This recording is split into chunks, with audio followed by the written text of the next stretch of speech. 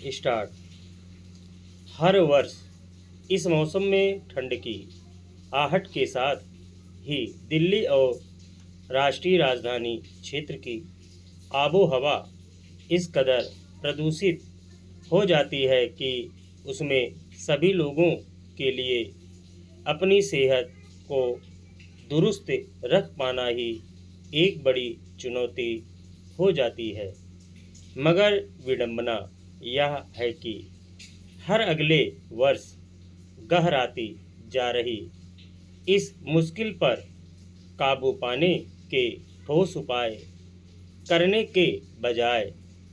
जैसी बहुस्तरीय लापरवाही देखी जाती है,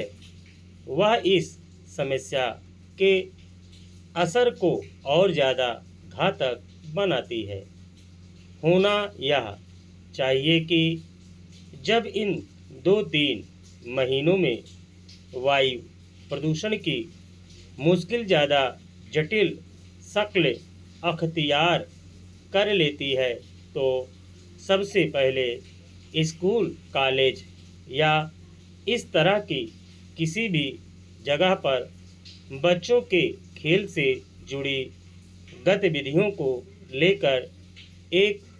सुचिंतित नियम कायदे बनाए जाएं, ताकि विद्यार्थियों को प्रदूषण की मार से बचाया जा सके। मगर होता है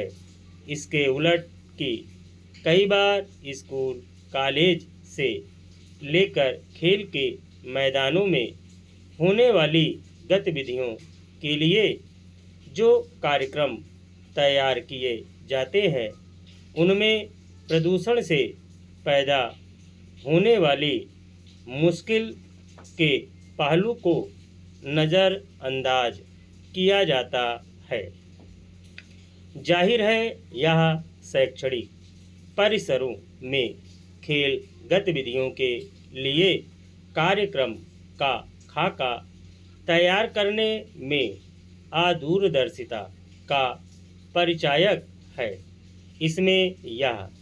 ध्यान रखना जरूरी नहीं समझा जाता कि जहरीली हवा के बीच बच्चे किस तरह खेलों या अन्य गतिविधियों में हिस्सा ले सकेंगे और उनकी सेहत पर क्या असर पड़ेगा। इसी के मद्देनज़र सुप्रीम कोर्ट ने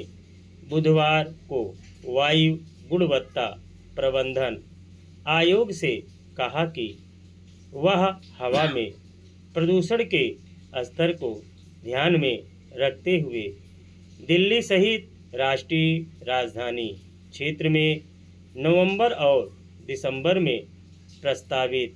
खेल प्रतियोगिता को सुरक्षित महीनों तक के लिए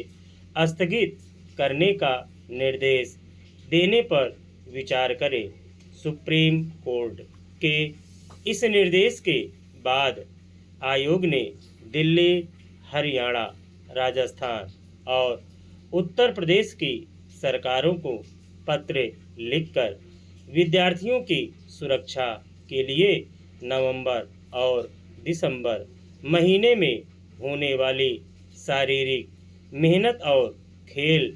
प्रतियोगिताओं को स्थगित करने को कहा है। पिछले कुछ वर्षों से देश के कई हिस्सों में ठंड की शुरुआत के साथ ही बादलों के घनीभूत होने की वजह से वायु प्रदूषण की समस्या जटिल हो जाती है। खासतौर पर दिल्ली सहित समूचे राष्ट्रीय राजधानी क्षेत्र में हालत यह हो जाती है कि लोगों के सामने कहीं भी साफ हवा में सांस ले पाना चुनौती होती है। कई बार ऐसा लगता है मानो दिल्ली किसी गैस चेंबर की तरह हो गई है। इस मसले पर अदालतें कई बार सख्त रुख दर्शा चुकी है, मगर अब भी ऐसा लगता है कि संबंधित सरकारी महकमे प्रदूषण की गहराती समस्या के मद्देनज़र स्कूल कॉलेज